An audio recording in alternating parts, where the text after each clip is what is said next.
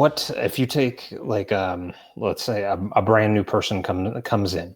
What is one of the first things that that you tend to teach them, or that you want them to get out of the program when they first start?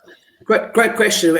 We have a standard sort of first 1 hour session for our beginner students. So just to put into perspective a bit of history of me, besides martial arts, I come from a sort of high level law enforcement type background. I wasn't in law enforcement, but I helped train and consult to law enforcement, both in South Africa and Australia. And I come from a sort of a high level security background.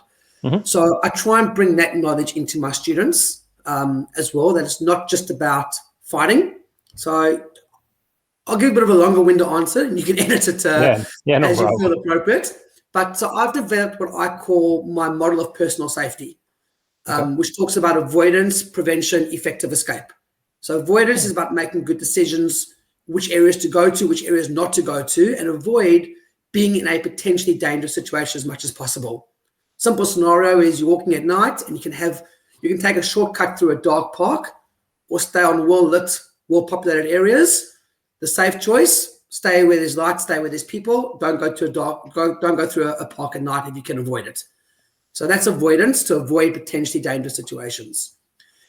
We don't want to live like hermits, so we can't avoid all potentially dangerous situations. So the next level is prevention, and that is being able to avoid becoming a victim of crime or even just an accident in a situation you can't avoid. And then we talk a lot about having situational awareness, being aware of your surroundings, in your mobile phone where you can't see 2 meters in front of you, and using your senses so that if you do see a potential danger coming, what kind of actions can we take to avoid becoming a victim of crime before it happens? And that might be, again, on a simple level. You're walking down the street, you see a group of guys coming towards you. For whatever reason, your spidey sense goes off. Maybe you get an indication of it's alcohol, drugs, mental health, maybe just they're being a little bit boisterous, you don't feel comfortable. Why keep walking towards them, even if nothing happens, but you have that sense of vulnerability? No one deserves that. Cross the road, walk into a shop, let them walk past you. It's going to impact your life for 30 seconds and no more, and carry on. But if your gut instinct was right and they were there and they had at least the potential to do some sort of harm to you, and that does eventuate, well, then the impact on your life is a lot more severe than the 30 seconds of stepping into a shop and then walk past. Maybe you're right, maybe you're wrong. You'll never know. But what you do know is that you had a bad feeling, you took preventive action, you feel safe. There's no more than that. And these are small things. So we talk a lot about situational awareness and being aware of our surroundings and how we can try and preempt, not definite danger, because that's easy, but potential danger, and avoid getting run over by a car. So it's not just necessary crime, it can just be general accidents as well. So that's our prevention.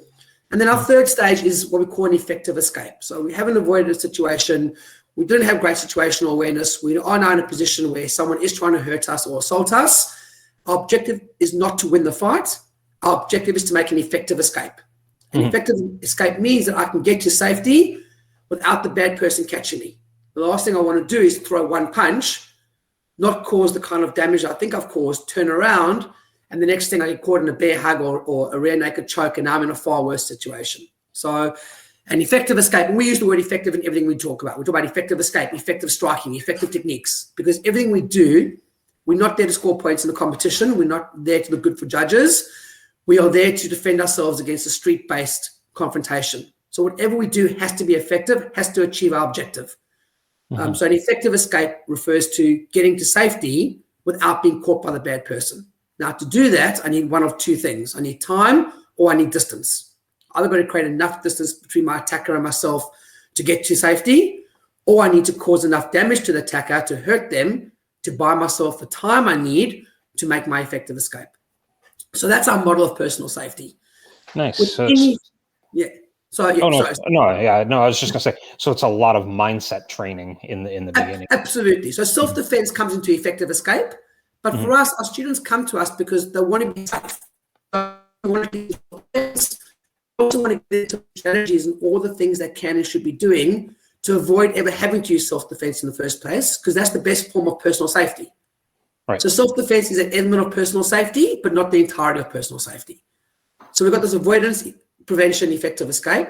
Then within the effective escape, where our self-defense comes in, we divide that into 3 layers as well. And we divide that into preemptive, defense, and release. So preemptive is, I'm in a verbal confrontation. I feel like the person who's in front of me is about to get aggressive. I feel threatened. I don't know how it works across the world, but by Australian and Victorian law, but even more so by moral law, I don't have to wait to get hit before I can defend myself. I can strike first if I can justify that I was in a threatening situation and that I thought the person in front of me was about to hurt me. So as long as I have that justification, I can preemptively strike. So our self-defense, we work into preemptive striking, which means striking first to create that effective escape. Defense means my attacker is throwing strikes at me and now I've got to block or defend and then I can counterattack. And release is where my attacker actually has hands around me. So I'm in a bear hug, I'm in a headlock, I'm in a choke, something like that. I need to release myself from that situation and then go into some strikes and then facilitate that effective escape. So in our first session, going back to your initial question, we try and bring our students awareness across that model of personal safety, then the 3 stages of self-defense within that model. And our first session, we start talking to them really, we have what we call our basic preemptive combination. So we take them through that in the first session. Depending on how quick the student picks it up and how quick they'll learn, we also might go into 1 or 2 basic releases. So release from a 1 or 2-handed choke from the front, pretty simple, easy to teach. And really gives the student, the whole idea is in the first session, you need to sell yourself, for the long-term membership. So we want to give the students those very practical elements and benefits from day one that they can see, wow, if I continue with this is the type of stuff I'm going to learn and this is what I want. If they spent the whole of, first session learning, a basic stance and a jab, cross, punch, and not much more than that, they might go, where am I going with this?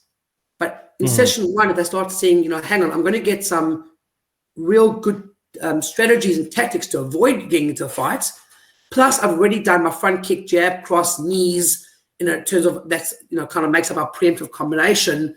And I'm learning how to release myself from chokes and holds. And I can do that all in the first sort of 60-minute session. Wow, how much more have I got to learn? And then we'll talk about, if you get into a confrontation while talking and you feel it getting a little bit verbal, how you can start talking with your hands to keep your hands up so in a more natural position to instinctively defend yourself, how you can create some distance while talking so at least you are what we call outside of your attacker's reactionary gap, which means they can't strike you without having to at least move first. So you can create a bit more distance in still the verbal phase. If it never gets to a physical phase, even better. But if it does, by doing 1 or 2 very small things, you again just putting yourself in a better position to instinctively react if something, if a strike does come in. It sounds like a lot, but we managed to cover all that off in the first 60-minute session. And we probably have a 99% return rate based on that. Nice. So you pre-frame them, right? So you kind of set up their lens that they're going to view all their lessons from, and then they work through that. Does that model carry through into through level 1 and 2 and 3 and all the way up? Correct. So we work on 6 basic levels or belts, and every level we kind of have 5 categories of techniques that we teach, and every level will cover off some techniques from all those categories. So there'll be basic strikes, there will be defenses against strikes, there will be releases from chokes and holds, obviously more advanced as we go. There'll be some basic groundwork, which is, a lot of it's pretty standard across Krav, even though groundwork in Krav is generally increasing as BJJ becomes more popular, and to a degree almost a bit of a competition. So a lot more Krav schools are adding in more BJJ to cater for that market. So those are the 4 basic categories that, from first level you'll do. Once we get to, levels 2 and 3 and but high levels, then we also bring in defense against weapons and multiple attackers as well. And those are the 6 basic categories that we teach at just about all our levels. But there will be something in all of those, at least from level 2 up, Level 1, we don't quite get to weapons defense just yet because our level 1 is our very basic fundamentals. Our average student should progress from level 1 to level 2 in about 3 months of training. So it's a 12-week syllabus. Should get through the level 1, and then from level 2, we'll put them into what we call our intermediates. And that's when we'll start introducing a bit of weapons, and then a bit more advanced, we'll start bringing in multiple attackers as well. Nice.